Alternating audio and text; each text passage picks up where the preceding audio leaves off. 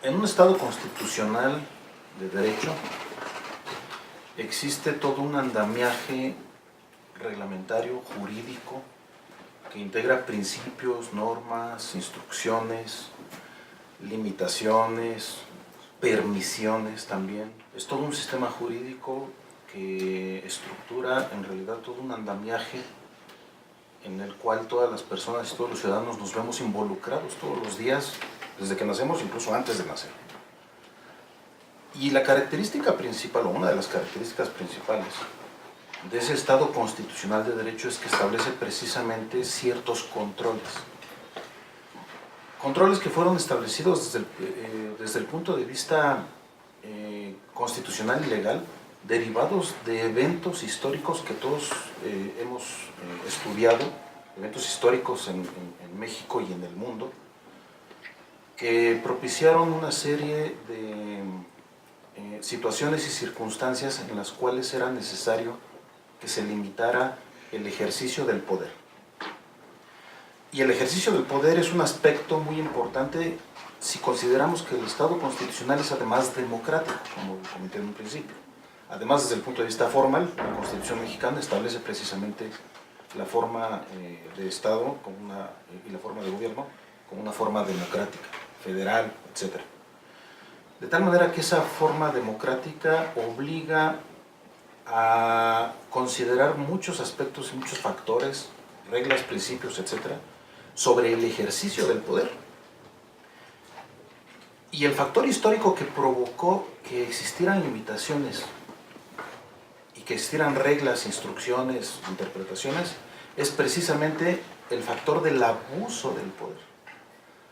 Históricamente se ha dado el abuso del poder para aquellas personas que detentan el poder, o que han detentado el poder en otras épocas, de tal manera que esos eventos de ejercicio del poder exacerbado provocaron que los juristas, los pensadores, filósofos incluso religiosos, ¿no? Santo Tomás de Aquino, San Agustín, consideraran que había la necesidad de limitar ese ejercicio del poder con la única y exclusiva finalidad de controlarlo, de que no se abusara del poder, de que no exageraras en el abuso del poder, de que el gobernante, en uso de ese poder público, de ese poder estatal que se le confiere por virtud de la soberanía de todos los ciudadanos, que ese gobernante no abuse de ese poder en detrimento de nosotros, de los ciudadanos.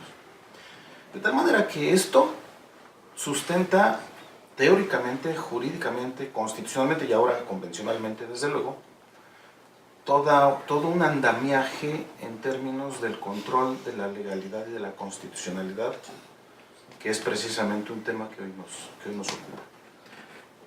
De tal manera que todo ese andamiaje nos lleva a considerar precisamente que el control de la legalidad y el control de la constitucionalidad son necesarios para el sostenimiento de un Estado constitucional democrático.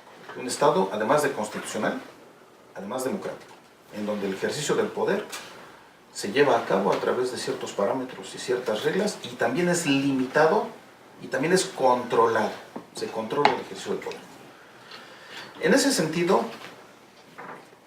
considerando que esto es precisamente el bagaje inicial, que es la antesala de tu trabajo de investigación, ¿cómo ese principio de definitividad que está integrado dentro de este andamiaje, dentro de este sistema jurídico mexicano, y considerando las características de un principio, las características de universal, inamovible, ¿no? Inenajenable, ¿no? Son características de los principios. Ya habías comentado que es un eje, es un axioma es un eje, es una directriz inamovible, es una característica filosófica incluso de los principios.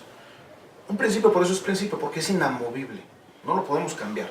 Es aquí y en China, aquí y ahora y antes y después, es atemporal, aespacial y es inenajenable, incorruptible, y por eso es una característica, esas son características de los principios, por eso son principios. De tal manera que aquí viene mi pregunta, ¿cómo una excepción a un principio que se supone que es inenajenable e inamovible, puede abonar a un control en el abuso del ejercicio del poder público.